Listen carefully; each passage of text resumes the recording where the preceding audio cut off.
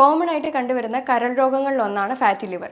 ഇത് നമുക്ക് എങ്ങനെ വീട്ടിലിരുന്ന് തന്നെ മാറ്റിയെടുക്കാം എന്നുള്ളതാണ് ഇന്നത്തെ വീഡിയോയിലൂടെ നമ്മൾ നോക്കുന്നത്. എൻ്റെ പേര് doctor Sandra Ajith, Prana nature care centre, Kollam district.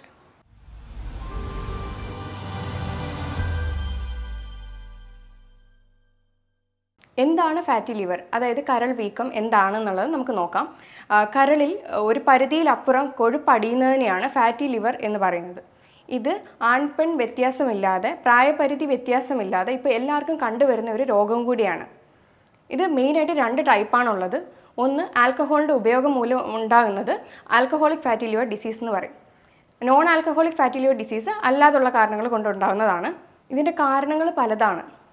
അതായത് ആൽക്കഹോളിൻ്റെ ഉപയോഗം മൂലം ഉണ്ടാകുന്നത്, സ്മോക്കിങ്ങിൻ്റെ ഉപയോഗം മൂലം ഉണ്ടാകുന്നത്, പിന്നെ അതേപോലെ പല ഹൈ ആയിട്ടുള്ള കാർബോഹൈഡ്രേറ്റ്സ്, ഫാറ്റ് കണ്ടൻറ്റ് അധികമായിട്ട് എടുക്കുന്നവരിലാണെങ്കിലും, അതേപോലെ റെഡ് മീറ്റിൻ്റെ ഉപയോഗം, അതായത് മട്ടൻ, പോർക്ക്, ബീഫ് പോലെയുള്ളവ ഒരുപാട് എടുക്കുന്നവരാണെങ്കിലും, ഹൈ ആയിട്ടുള്ള ഷുഗർ കണ്ടൻറ്റ് എടുക്കുന്നവരാണെങ്കിലും ഫാറ്റി ലിവർ ഡിസീസ് കണ്ടുവരുന്നുണ്ട്. പ്രധാനമായിട്ട് ബേക്കറി പലഹാരങ്ങൾ, പ്രിസർവ്ഡ് ഐറ്റംസ്, പാക്ഡ് ഐറ്റംസ്, അങ്ങനെയുള്ള ഭക്ഷണങ്ങൾ കൂടുതലായിട്ട് കഴിക്കുന്നവരിലാണ് ഇത് കാണുന്നത്.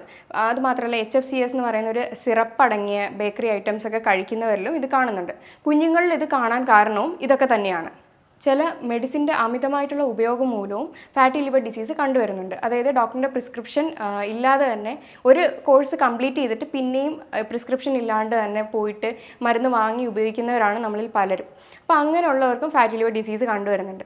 അതേപോലെ ചില ന്യൂട്രിയൻ ഡെഫിഷ്യൻസീസ് ഉണ്ടായാൽ നമുക്ക് ഫാറ്റി ലിവർ ഡിസീസ് വരാൻ ഉള്ള ചാൻസ് കൂടുതലാണ്. അതായത് വൈറ്റമിൻ ബി കോംപ്ലക്സിലെ കോളിൻ എന്ന് പറയുന്ന ഒരു വൈറ്റമിൻ ഉണ്ട്. അപ്പോൾ ഇതിൻ്റെ ഡെഫിഷ്യൻസി ഉണ്ടെങ്കിലും ഫാറ്റി ലിവർ വരാനായിട്ടുള്ള കാരണമാണ്. അതുപോലെ തന്നെയാണ് സെഡൻറ്ററി ലൈഫ് സ്റ്റൈലിൽ ജീവിക്കുന്നവരാണ് നമ്മളിൽ പലരും. അപ്പോൾ അങ്ങനെയുള്ളവർക്കും വ്യായാമക്കുറവുള്ളവരിലുമാണ് ഇപ്പോൾ ഫാറ്റി ലിവർ കൂടുതലായിട്ടും കണ്ടുവരുന്നത്. ഇത് മറ്റു പല ജീവിതശൈലി രോഗങ്ങളുടെ കൂടെയും ഫാറ്റി ലിവർ കണ്ടുവരുന്നുണ്ട്. അതായത് അമിതവണ്ണം, കുടവയറ്, ഡയബറ്റിക് ഉള്ളവർക്ക്, കൊളസ്ട്രോൾ, തൈറോയിഡ്, ഇങ്ങനെയുള്ള പ്രശ്നമുള്ളവർക്കും ഫാറ്റി ലിവർ ഇതിൻ്റെ കൂടെ തന്നെ കണ്ടുവരുന്നുണ്ട്. ഫാറ്റി ലിവറിന് മെയിൻലി 4 സ്റ്റേജാണുള്ളത്.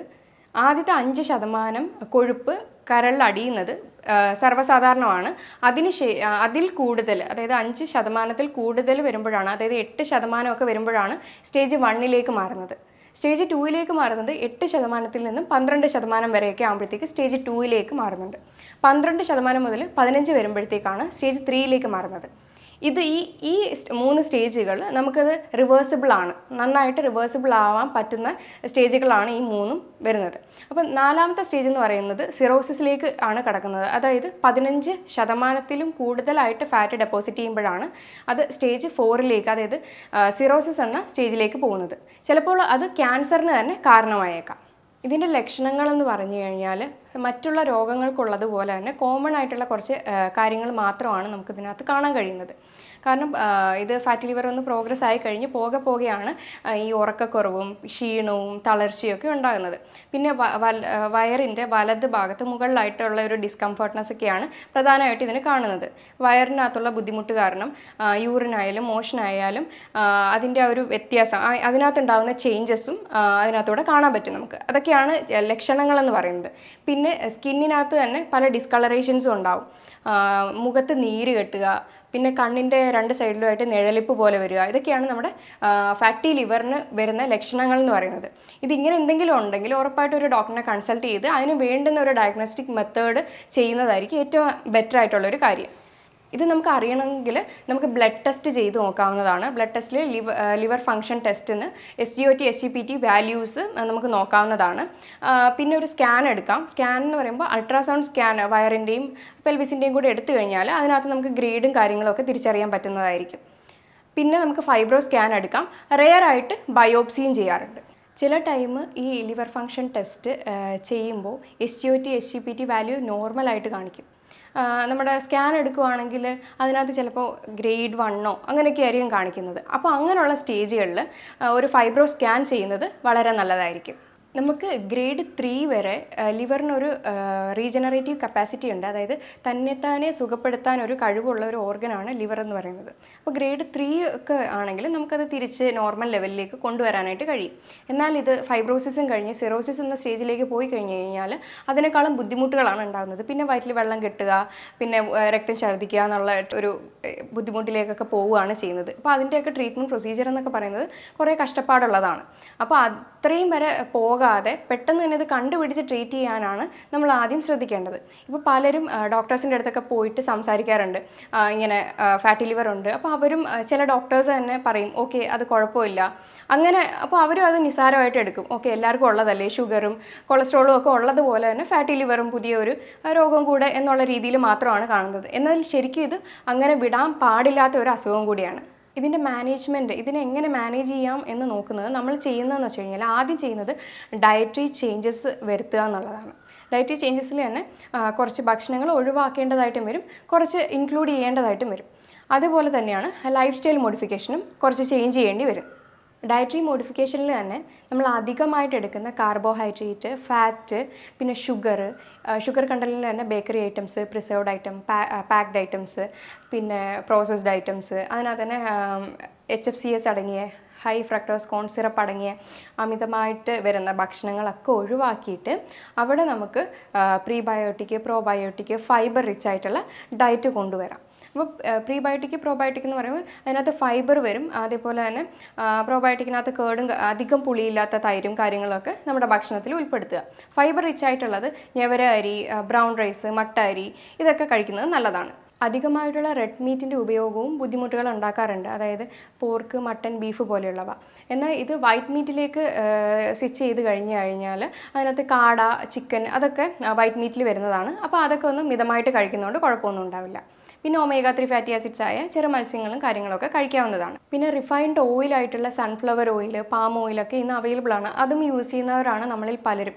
സൺഫ്ലവർ ഓയിൽ എന്നൊക്കെ പറഞ്ഞു കഴിഞ്ഞാൽ ഒരുപാട് സൺഫ്ലവർ കൂട്ടിയിട്ട് ചെയ്യുന്നതായിരിക്കും സൺഫ്ലവർ ഓയിൽ. ആക്ച്വലി അത് പ്യുവർ അല്ല. അതുകൊണ്ട് തന്നെ നമ്മൾ അൺറിഫൈൻഡ് ആയിട്ടുള്ള ഓയിലിലേക്ക് പോകുന്നതായിരിക്കും ഏറ്റവും കൂടുതലും ബെറ്റർ. കോക്കനട്ട് ഓയിലും ഒലിവ് ഓയിലും ഒക്കെ ബെസ്റ്റാണ് ഇതിന്. ഇനി എന്തൊക്കെ ഭക്ഷണങ്ങൾ നമുക്ക് ഉൾപ്പെടുത്താം എന്നുള്ളത് നമുക്ക് നോക്കാം. ഫ്രൂട്ട്സ്, വെജിറ്റബിൾസ് ഒക്കെ ധാരാളമായിട്ടും നമ്മുടെ ഫുഡിൽ ഉൾപ്പെടുത്തണം. പ്രത്യേകിച്ചും ക്രൂസിഫറസ് വെജിറ്റബിൾസ്. ഇതിന് സൾഫർ കണ്ടൻറ്റ് അധികമാണ്. പിന്നെ അതുകൂടാതെ തന്നെ നമുക്ക് ഡീടോക്സിഫയിങ് കപ്പാസിറ്റി ഉണ്ടാവും ഇതിന്. അതായത് ബ്രൊക്കോളി, ക്യാബേജ്, കോളിഫ്ലവർ ഇങ്ങനെയുള്ള വെജിറ്റബിൾസ് എല്ലാം നമുക്ക് ഡയറ്റിൽ ആഡ് ചെയ്യാവുന്നതാണ്. അതേപോലെ ഫ്രൂട്ട്സ് കഴിക്കുമ്പോൾ ഫ്രൂട്ട് ജ്യൂസ് ആയിട്ട് കഴിക്കാതെ ഹോൾ ഫ്രൂട്ടായിട്ട് ഡയറക്റ്റ് കഴിക്കാനായിട്ട് ശ്രദ്ധിക്കണം. കാരണം ഇതിൻ്റെ ഫൈബേഴ്സ് എല്ലാം നശിച്ചു പോവുകയാണ് ഫ്രൂട്ട് ജ്യൂസ് ആക്കുമ്പോൾ വരുന്ന പ്രശ്നം. പിന്നെ നല്ല ലീഫി വെജിറ്റബിൾസ് ഒക്കെ നമുക്ക് ഡയറ്റിൽ ആഡ് ചെയ്യാവുന്നതാണ്. അതേപോലെ തന്നെ ഒമേഗ 3 ഫാറ്റി ആസിഡ്സ്, പിന്നെ കുറച്ച് നട്ട്സ്, സീഡ്സ് ഒക്കെ മിതമായിട്ട് കഴിച്ചു കഴിഞ്ഞാൽ നമ്മുടെ ഈ കൊളിൻ ഡെഫിഷ്യൻസി എന്തെങ്കിലും ഉണ്ടെങ്കിൽ അതൊന്ന് കോപ്പപ്പായി കിട്ടും. കൊളിൻ ഡെഫിഷ്യൻസി വന്നു കഴിഞ്ഞാൽ ഫാറ്റി ലിവർ വരാമെന്ന് ഞാൻ പറഞ്ഞായിരുന്നു. കിഴങ്ങ് വർഗ്ഗങ്ങളൊക്കെ കുറച്ചൊന്ന് അവോയ്ഡ് ചെയ്യുന്നത് നല്ലതായിരിക്കും. കാരണം ഇതിനകത്ത് കാർബോഹൈഡ്രേറ്റിൻ്റെ കണ്ടൻറ്റ് അധികമാണ്. ഇനി നമുക്ക് ലൈഫ് സ്റ്റൈലിൽ വരുത്തേണ്ട മോഡിഫിക്കേഷൻസ് എന്തൊക്കെയാണെന്ന് നോക്കാം. അതായത് ലോങ് ഗ്യാപ്പിൽ കഴിക്കുമ്പോൾ നമ്മൾ ബോഡി അത് സ്റ്റോർ ചെയ്യാനായിട്ടുള്ള ചാൻസ് കൂടുതലാണ്. അതായത് ലോങ് ഗ്യാപ്പിൽ കഴിക്കുമ്പോൾ നമ്മൾ രാവിലെ കഴിക്കാതെ ഉച്ചയ്ക്ക് ഒരു 11 മണിക്കൊക്കെ കഴിക്കുമ്പോഴത്തേക്കും അത് നമ്മൾ ഒരുപാട് കഴിക്കുകയും ചെയ്യും. അത് നമ്മുടെ ബോഡി ഫാറ്റായിട്ട് സ്റ്റോർ ചെയ്ത് വെക്കുകയും ചെയ്യും. അപ്പോൾ ഈ ഒരു ലോങ് ഗ്യാപ്പ് അവോയ്ഡ് ചെയ്യാൻ നോക്കുക. കഴിക്കുന്നത് ഷോർട്ട് ടേം ആയിട്ട് കഴിക്കുകയും ചെയ്യുക. കുറച്ച് അളവിൽ കഴിക്കാനും ശ്രദ്ധിക്കുക. എന്നിട്ട് ഒരു 11 മണിക്കും 4 മണിക്കും ചെറിയ ഫ്രൂട്ട് സാലഡോ അല്ലെങ്കിൽ വെജിറ്റബിൾ സാലഡോ ഒക്കെ കഴിക്കുന്നത് വളരെ നല്ലതാണ്. പിന്നെ നമുക്ക് അതായത് രാത്രിയിൽ ഓവറായിട്ട് ഭക്ഷണം കഴിക്കുന്ന ആളുകളാണ് കൂടുതലും. കാരണം വർക്ക് കഴിഞ്ഞ് ഡ്യൂട്ടിയൊക്കെ കഴിഞ്ഞിട്ട് വരുമ്പോഴത്തേക്കും ഒരു സമയവും അത് കഴിച്ചിട്ട് ഉടനെ കിടക്കുന്ന ഒരു ശീലമാണ്.